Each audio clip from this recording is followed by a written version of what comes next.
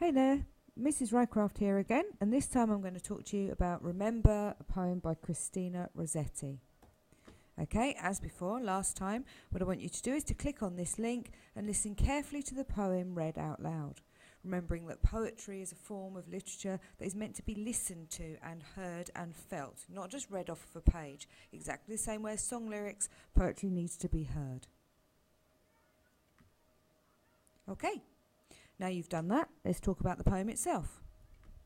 Well, first of all, we need to talk about Christina Rossetti. She was born in 1830 and died in 1894. Age 64, really not a bad age at all for a Victorian woman. She was part of a group of writers and painters known as the Pre-Raphaelites, and she had a very famous brother called Dante Gabriel Rossetti. He wrote and he painted, and he was perhaps the most famous, reckless romantic of the Victorian era. There are a whole load of them, and if you research the Pre-Raphaelites, you'll be able to find out more about them if you're at all interested. For our purposes, that's all you really need to know. She was a very well-known Victorian female poet, and some might argue the most famous one. That's after you take out Elizabeth Barrett Browning. There's a picture of her drawn by her brother in somewhat of a thoughtful mood. She was engaged to a chap called James Collinson when she was a teenager. She broke it off in 1850 because he converted to Catholicism. Herself, along with her sister and her mother, had been particularly staunch members of the Church of England, and therefore his religion and her religion really didn't go well together. And at that point she broke off their engagement. Basically, that's all you really need to know about her to make sense of this poem. So let's move on. This poem is a sonnet. Unlike Shakespearean sonnet, it's a Petrarchan sonnet. It is formed of an octet, which is 8 lines, and a sestet, which is 6 lines. Both of these two sections have their own separate rhyme scheme. If you look here, I've separated the sections and I've annotated the rhyme scheme. So you can see A, B, B, A, B, B, A in the octet, and C, D, D, E, C, E in the sestet. What you need to do is to think carefully about what the two different rhyme schemes do. Read it out loud to yourself, taking a short pause in between the octet and the sestet so that you start to understand how the different rhyme schemes reinforce the different meanings of the two sections of this poem. We think about the repetition in this poem. The word remember is used 5 times. It's coupled with the word me 3 times. Gone away is in there a couple of times, turn and turning, and day by day. Looking back at all the ways these words are used, do you think that it echoes a desire to be remembered? Do you think it echoes a desire to be held in the forefront of the memory of the man she is talking to? So what does she ask for in the octet? Look it over really closely and think to yourself what you think she considers silent land to mean. What's she saying when she talks about the future you planned? Is there significance in the use of the word you? Does this reflect the role of the Victorian woman, or is this simply reflecting the role of a more dominant man? And finally, think about the word order of the phrase turn to go yet turning. It's a bit squiffy, isn't it? So think about why she's done what she's done and why she's moved things around the way she has. Here's the poem again so you can read over that first section. Remember me when I am gone away, gone far away into the silent land, when you can no more hold me by the hand, nor I half turn to go, yet turning stay. Remember me when no more day by day you tell me of our future that you'd planned. Only remember me, you understand, it will be late to counsel then or pray. What's she saying?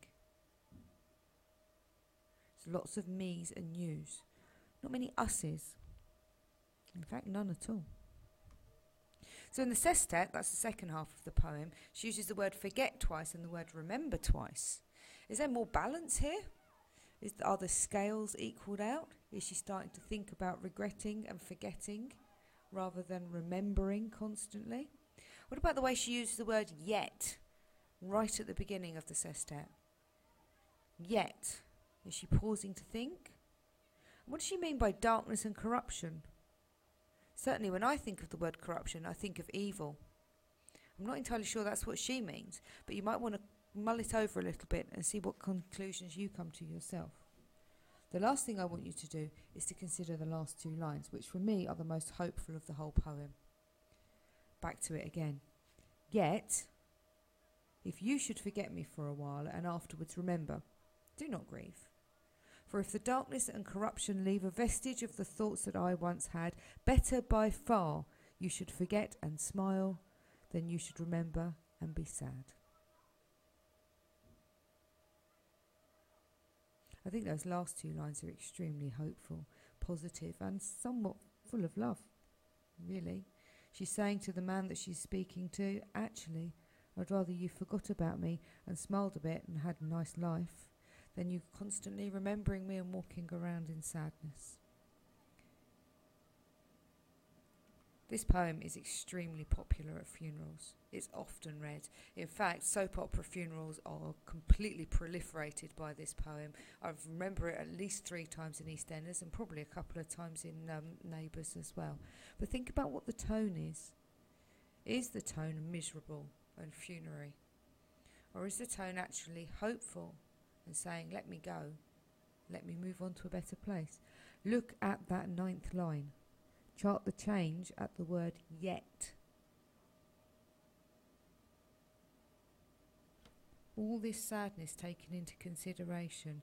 Yet, if you do forget me, and then remember a little bit, don't feel sad, and don't feel angry or upset with yourself for forgetting. Let yourself move on.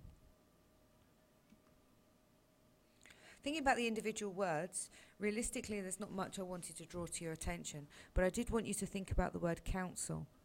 Counsel means to advise. It would be where two people would sit down and talk together about something. Any of you that have had any reason to take advice from a mentor or somebody older in your family, or perhaps somebody within your church or religion, and perhaps even within school itself, your form tutor or Mrs. Earl, those kind of people, you know that you don't just sit there and listen to what people tell you to think about and what they have to say to you. You discuss things and you take advice and you ask questions, and that's what she's saying. She's saying that when she's dead, it will be too late to ask her advice. So think about it. Also think about the way she's messed about with the word order. It is a bit all over the place.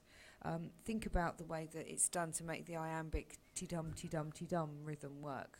In a sonnet, you've got 10 syllables, and they ti-dum, ti-dum, ti-dum in those syllables. 10 syllables, yes, 5 lots of ti-dums in each line. Sorry about that.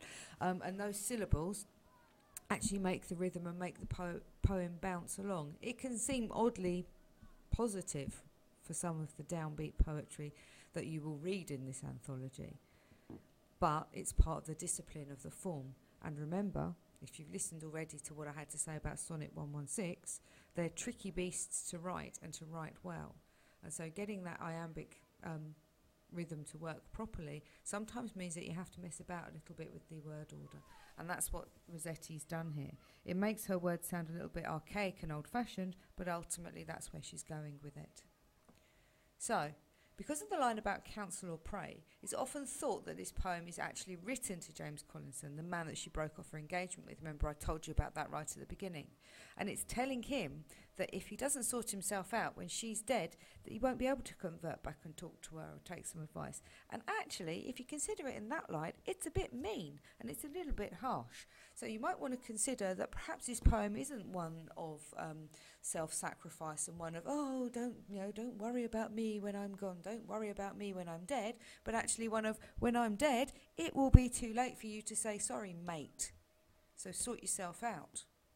Have a think about it in those terms and see if that makes any sense to you. Remembering, of course, that when you're looking for those high-grade answers, you're looking for alternative interpretations. So don't just take one interpretation as the gospel. Look at different ways of thinking about these poems. Dig into them and think about them hard. So, this is my little go at making it make sense in modern terms. I haven't written it in poetry. I've actually just written it in straightforward, no holds barred this is how it is kind of statements. Have a little read, and I hope that it helps you to make sense of what the poet's going on about. So, for me, that's Remembered by Christina Rossetti. Hope you enjoy this, and I hope you have every success in your GCSE in the summer. Good luck, everybody.